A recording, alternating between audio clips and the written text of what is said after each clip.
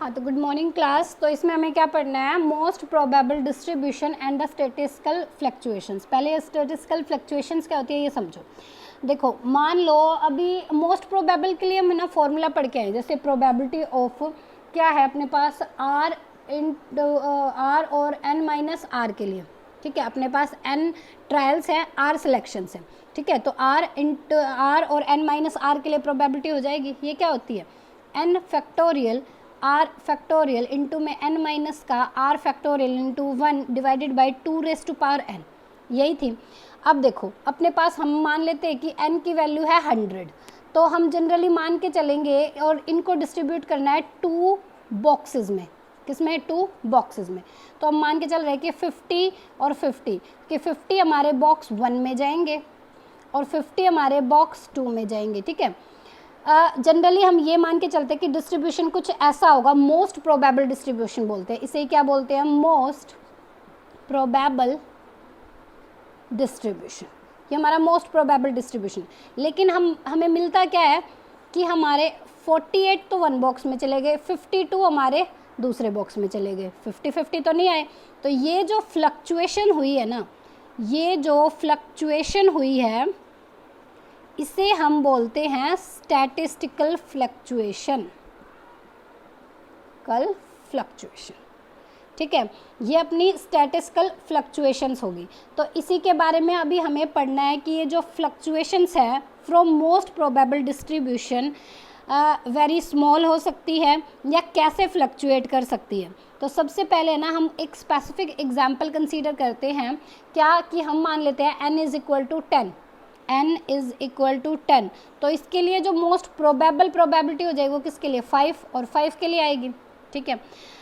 Most probable मैं क्यों कह रही हूँ, तो मोस्ट प्रोबेबल मैं इसलिए कह रही हूँ कि हम पढ़ के आए मोस्ट प्रोबेबल में n is equal to r is equal to n by 2 put करते हैं, तो जितने भी जो n होते हैं वो हमारे 5 हो जाएंगे, ठीक है।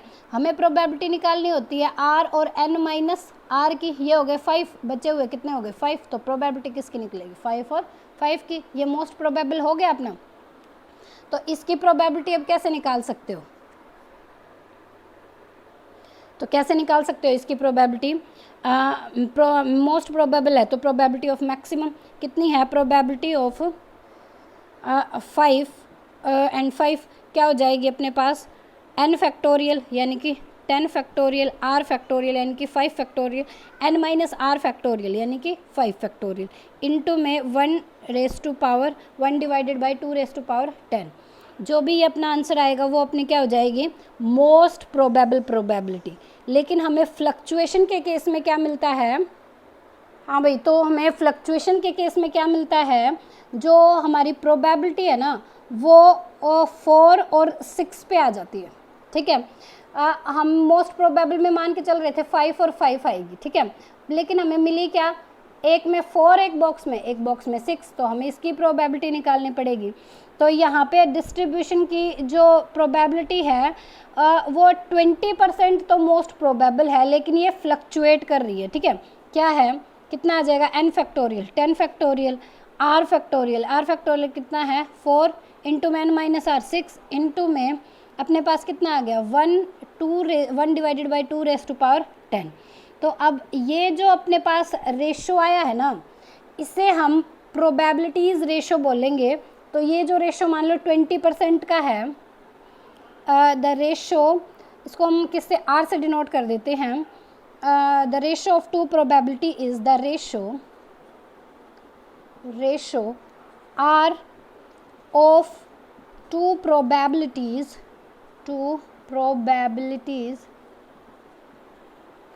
इज़ क्या हो जाएगा, कितना है, 20% of probability of 4 6 divided by most probable probability, ठीक है।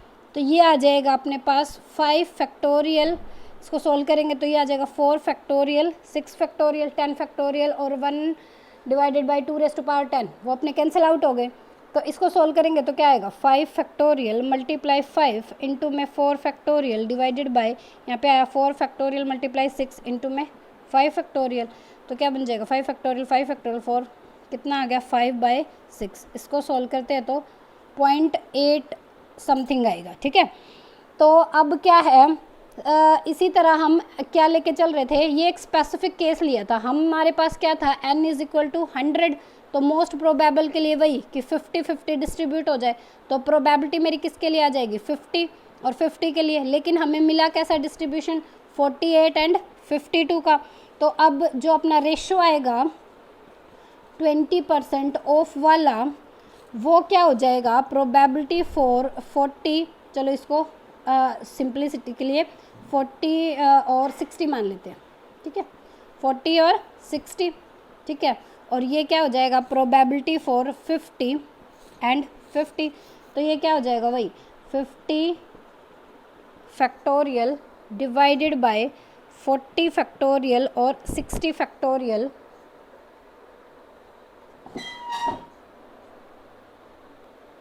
अब इसको मैं सॉल्व करूँगी तो मेरे पास क्या आ जाएगा 50 मल्टीप्लाई 49 मल्टीप्लाई 48, कहाँ तक चले जाएगा ये 41 तक, ठीक है।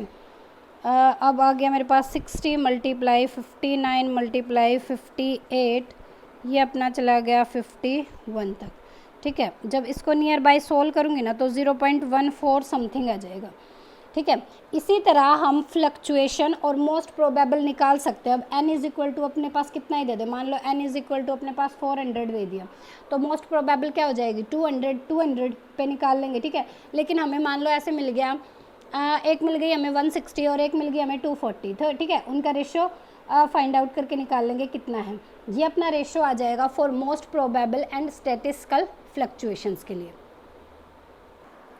अब देखो, अभी हमने एक एग्जांपल से समझा, अब हम इसको एक जनरल केस से समझेंगे। जैसे हमें पेपर में आ जाए, मान लो जनरल केस के लिए फाइंड आउट करो, तो जनरल केस के लिए हम क्या मान लेंगे, मान लो हमारे पास n डिस्टिंग्विशेबल पार्टिकल्स हैं, उनको डिस्ट्रीब्यूट करना है 2 कंपार्टमेंट्स में, तो 2 कंपार्टमेंट्स में डिवाइड करना है, तो अपने पास जो पॉसिबल मैक्रोस्टेट्स है वो n+1 आ जाएंगी, ठीक है।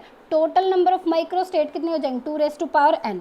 मैक्रोस्टेट्स तो अपने पास कितनी होंगी भाई, मैक्रोस्टेट्स तो हो जाएंगे अपने पास n+1, ठीक है। माइक्रोस्टेट्स अपनी क्या हो जाएंगी, माइक्रोस्टेट्स वो हो जाएंगी 2n, ठीक है। मैक्रोस्टेट्स हमारी किसके ऊपर निकलेंगी, तो मैक्रोस्टेट्स जो निकलती है वो क्या होगी r और n-r से, n ट्रायल्स है, r अपने पास सिलेक्शंस है। तो मैक्सिमम के लिए इसमें 2 चीज़ें होती है, मैक्सिमम के लिए मैं क्या पुट कर लूँ, r की वैल्यू n/2, ठीक है। और जिसमें हमारी जो मोस्ट प्रोबेबिलिटी आती है वो किससे आती है फिर n/2 और n/2, ठीक है। जो कि n अपने पास यहाँ पे क्या होता है, इवन नंबर होता है। अब प्रोबेबिलिटी डिस्ट्रीब्यूशन फॉर मैक्सिमम के लिए निकालेंगे, प्रोबेबिलिटी डिस्ट्रीब्यूशन फॉर मैक्सिमम के लिए निकालेंगे तो प्रोबेबिलिटी मेरे पास क्या आ जाएगी n/2 is equal to n factorial divided by n/2 factorial into 1 divided by 2n। ये कैसे आया है, ये मैं पहले बहुत अच्छे से एक्सप्लेन करके आ चुकी हूँ मोस्ट प्रोबेबल वाले में, मैक्सिमम और मिनिमम प्रोबेबिलिटी जिसमें हमने फाइंड आउट की थी, ठीक है। अब हम मान लेते हैं कि ये जो n है ना वो काफ़ी लार्ज है, ठीक है। सपोज दैट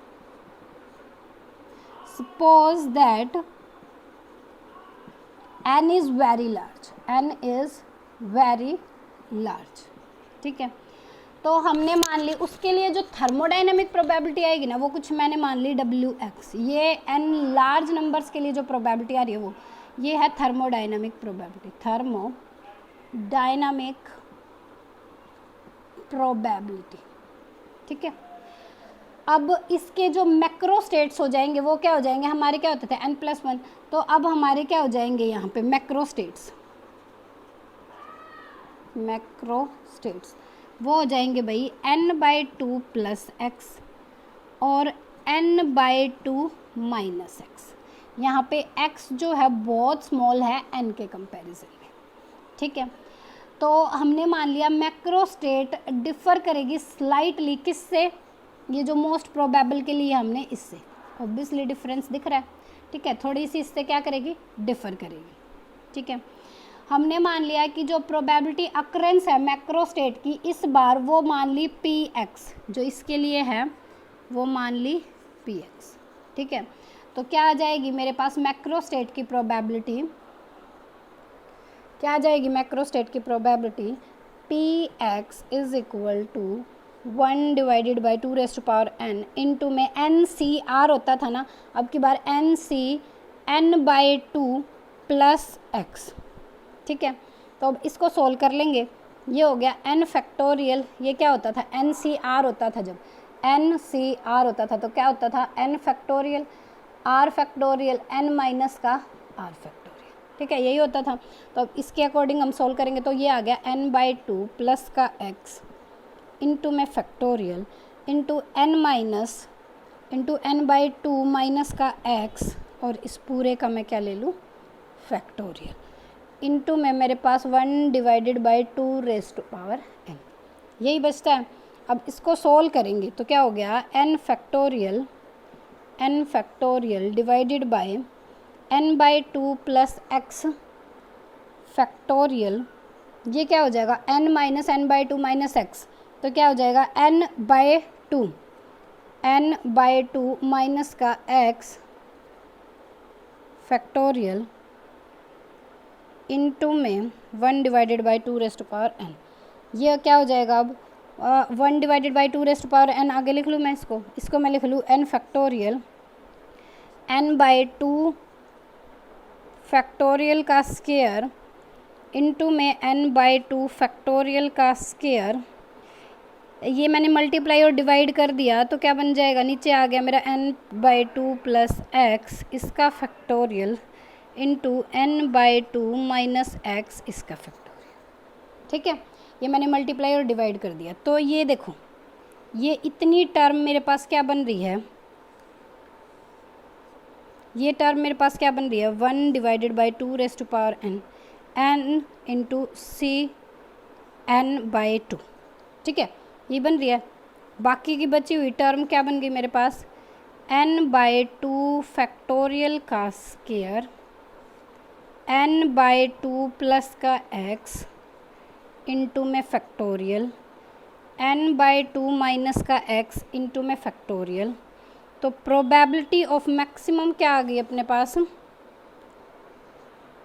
पी एक्स, या इसके लिए जो मैक्सिमम प्रोबेबिलिटी है वो क्या हो जाएगी n बाई 2 फैक्टोरियल का स्क्वायर, ये अपनी क्या है इसकी हम एक फ़िक्स वैल्यू मान लेंगे, तो ये बन गया इतना n बाई 2 प्लस एक्स इसका फैक्टोरियल इंटू में n बाई 2 माइनस एक्स इसका फैक्टोरियल।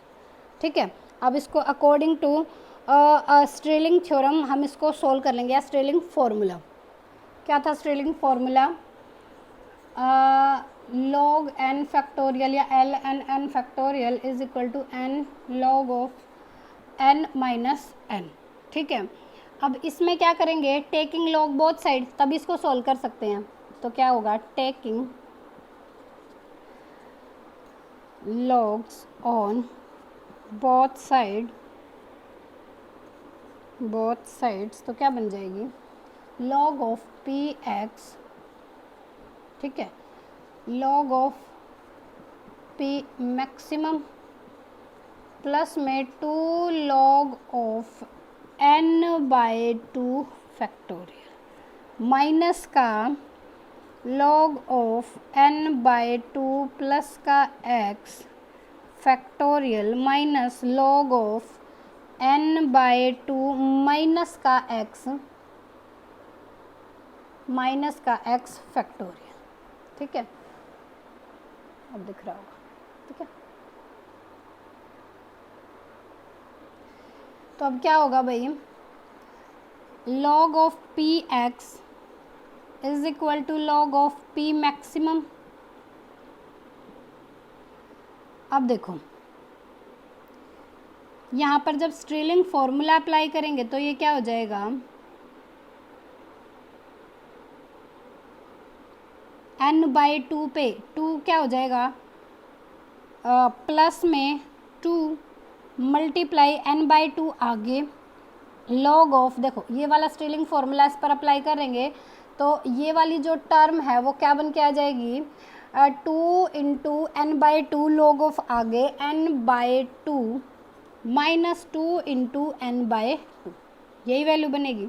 अब माइनस का इस पे अप्लाई करेंगे तो क्या होगा, माइनस लॉग ऑफ सॉरी ये n बाई 2 प्लस एक्स आगे आएगा, ठीक है, माइनस n बाई 2 प्लस का x इंटू में log n by 2 plus x, minus minus plus हो जाएगा, माइनस आना है ना, तो क्या हो जाएगा n बाई 2 प्लस एक्स। अब इसके लिए अप्लाई करेंगे तो क्या, minus n by 2 minus X into में log of n by 2 minus X, minus minus plus n by 2 minus X, ठीक है, ये वैल्यू आ गई। अब क्या होगा, लॉग ऑफ, दिख नहीं रहा, लॉग ऑफ, एक सेकेंड, इसके आगे काम यहाँ पे करते हैं, log of n by 2 plus x, इसको मैं लिख सकती हूँ log of n by 2 1 plus 2x by n, ठीक है।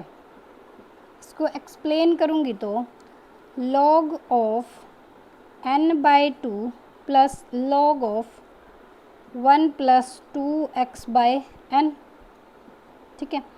अब ये अपना एक्सपेंड हो जाएगी सीरीज़, ये एक्सपेंड हो जाएगी तो क्या होगा, log of n by 2 plus 2x by 2 minus 1 by 2 2x by n, इस पूरे का whole square and so on, ऐसे ही एक्सपेंड होती है, ठीक है। हमें पता है ना, देखो क्या यह है, log ऑफ 1 प्लस एक्स, ये वाली सीरीज़ होती है, कैसे एक्सपेंड होती है, x minus x square by 2 plus x cube by 3 and so on. क्या कौन सा एक्सपेंशन बोलते हैं इसे, Taylor series expansion, Taylor's series expansion, ठीक है। ये हमारी टेलर सीरीज एक्सपेंशन होती है, कितनी, जो इसकी वो लिमिट्स भी होती है हमारी, mode of x less than 1 होता है, ठीक है ना। तो यहाँ पे हमारा क्या है, हम पहले ही लेके चले हैं, जो x है वो हमारा n से बहुत छोटा है, क्या लेके चले थे इसमें भी हम, जो x है वो हमारा n से बहुत छोटा है, तो जो x बाई n है वो 1 से बहुत छोटा नहीं हो जाएगा, ये इस तरह आ जाएगा तो इधर 1 रह जाएगा, तो 1 से बहुत छोटा नहीं हो जाएगा, तो जो x square by n square आएंगी ना वो बहुत स्मॉलर आ जाएंगी, तो इनकी हायर पावर को हम क्या कर देंगे, नेग्लिजिबल कर देंगे, इनकी हायर पावर्स को नेग्लिजिबल कर देंगे, तो क्या इक्वेशन बन के आ जाएगी मेरे पास, log of n by 2 plus का x इज इक्वल टू, इसको मैं लिख सकती हूँ log of n by 2 plus 2x by n minus 2x square by n square, ठीक है, हाईएस्ट पावर को मैंने नेग्लेक्ट कर दिया। इसी तरह मैं माइनस के लिए लिख लूँ log of n by 2 minus का x is equal to log of n by 2 minus 2x by n minus 2x square by n square. अब ये सारी वैल्यूज़ हमने, हमारी जो इक्वेशन है उसमें पुट कर दूँ, तो इक्वेशन क्या बन के आ जाएगी अब मेरी, log of px is equal to log of p maximum plus में n log of n by 2 minus का n, क्योंकि n बाई 2 इंटू में वो था ना अपना, इंटू में 1 बाई 2 इंटू में 2n, 1 से 1 अपना कैंसिल आउट हो गया, ठीक है। तो अब क्या बच गया, माइनस का आगे minus n by 2 plus x into में log ऑफ, ये सीरीज़ एक्सपेंड कर दूँ मैं, n by 2 plus 2x by n plus 2x square by minus का 2x square by n square, और प्लस में क्या बचा था मेरा, n बाई 2 प्लस का x, ठीक है, ये बच गया था। तो अब क्या आ जाएगा, again minus n by 2 minus का x log of n by 2 minus 2x by n minus 2x square by n square plus में n बाई 2 माइनस का x, ठीक है। अब क्या हो जाएगा, इसको ओपन करेंगे तो ये आ जाएगा भाई log of p maximum plus n log n by 2 minus का n है माइनस का n/2 log of n/2 minus का x plus x square by n minus का x log of n/2 minus सबसे अंदर हम मल्टीप्लाई कर देंगे तो क्या हो जाएगा 2x² n plus 2x³ by n square into में n/2 log of n/2 plus में x² बाई n प्लस में x log of n/2 minus 2x² by n minus 2x³ by n। अब जो इसमें कैंसिल आउट हो रहे होंगे उन्हें कैंसिल आउट कर देंगे। देखो ये और ये मेरे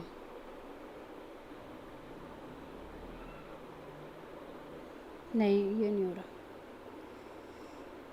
क्या क्या कैंसिल आउट हो रहा है? ये हमारा कैंसिल आउट हो रहा है, ये हमारा कैंसिल आउट हो रहा है, ठीक है। और क्या बच गया अपना n/2 और प्लस अपना n/2। तो क्या टर्म बच गई अपने पास is equal to log of px is equal to log of p maximum minus 2x² by में n 2x² बाय में n। क्या बच गया log ऑफ px, ये इधर आ जाएगा माइनस का log of p maximum is equal to minus 2x² by में n।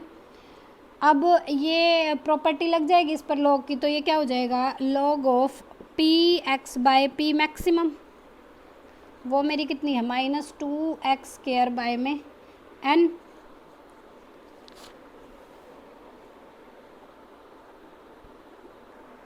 तो क्या बच गया,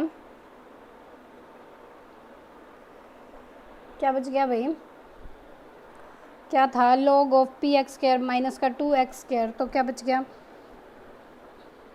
log of px by p maximum क्या आ गया था माइनस का 2x² बाय में n। इसको मैं क्या लिख सकती हूँ 4x² बाय में n इंटू में n बाय 2 से मल्टीप्लाई 2 से डिवाइड हो गया इंटू में हमारा पास क्या आ गया n से मल्टीप्लाई और n से डिवाइड हो गया, ठीक है। तो इसको मैं लिख सकती हूँ माइनस x बाय में n/2 इसका स्क्वायर इंटू में n/2। इसको मैंने ऐसे अरेंज कर दिया। अब क्या है, अब इस पे मैं log अप्लाई, log को हटाने के लिए क्या एंटी log ले सकती हूँ। ये क्या आ गया log of px by p maximum taking anti log on both side, anti log on both side.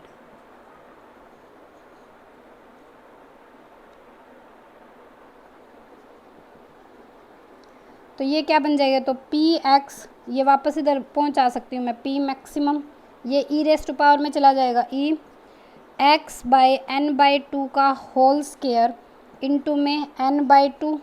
तो px is equal to p maximum e raise to power क्या हो जाएगा 2 पर पहुंच गया तो माइनस का 2x बाय में n इस पूरे का स्क्वायर इंटू में n/2, ठीक है। तो अब ये आ जाएगा इस px बाय p मैक्सिमम को मैं इधर लिखना चाहूँ तो ये आ गया मेरे पास e रेज़ टू पावर, ये इसको मैं कोई फंक्शन, इसको मैं कोई f का फंक्शन मान लेती हूँ, तो ये मान लिया मेरा f², ठीक है, इंटू में n/2, ठीक है। तो ये जो फंक्शन मानना है मैंने f इज़ इक्वल टू क्या है 2x बाय n मानना है। इसको मैं एक फ्रैक्शनल, ये क्या है फ्रैक्शनल डेविएशन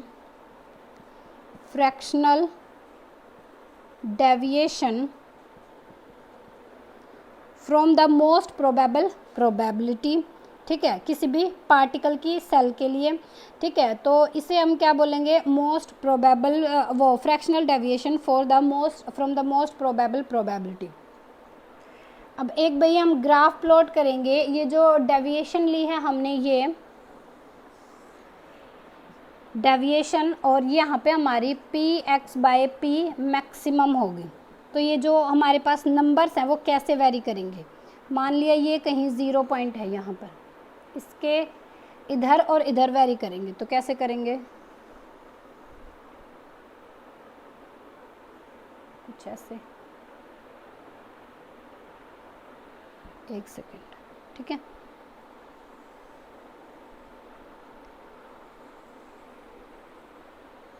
कुछ ऐसे वेरी करेंगे। ये मैंने मान लिया n1 n2 n3, n1 greater than n2 greater than n3। तो ये क्या है, प्रोबेबिलिटी डिस्ट्रीब्यूशन, ये क्या है, probability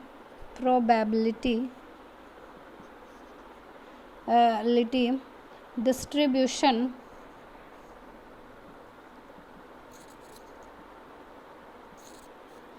for the different values, n की अलग अलग वैल्यूज़ के लिए, n1 greater than n2 greater than n3, ठीक है। यहाँ पे हमें क्या पता चल रहा है कि जो px बाय p मैक्सिमम का जो रेशियो है ना, वो नैरो होता चला जाएगा जैसे जैसे n इंक्रीज़ करेगा, ठीक है। जैसे जैसे अपना n इंक्रीज़ करेगा ये क्या करता जाएगा और नैरो होता जाएगा, यानी कि जो ये अपनी P x by P maximum का रेशो है। तो जब हम n की वैल्यू काफ़ी लार्ज लेंगे तो macro state deviation with respect to जो मोस्ट प्रोबेबल मैक्रो स्टेट आएंगे ना किसी भी इवन के लिए, वो slightly amount become extremely improbable हो जाएगी कि वो इस पर लाई ना करे, वो पॉसिबल ना हो, कुछ ऐसी स्टेट्स आनी शुरू हो जाएंगी, ठीक है। तो भाई इस लेक्चर में आप इतना करना, इसको आप बार बार देखना, ठीक है। आपको एक बार क्लियर ना हो तो, आपको कोई डाउट हो तो आप मेरे से पूछ सकते हो। Okay, thank you.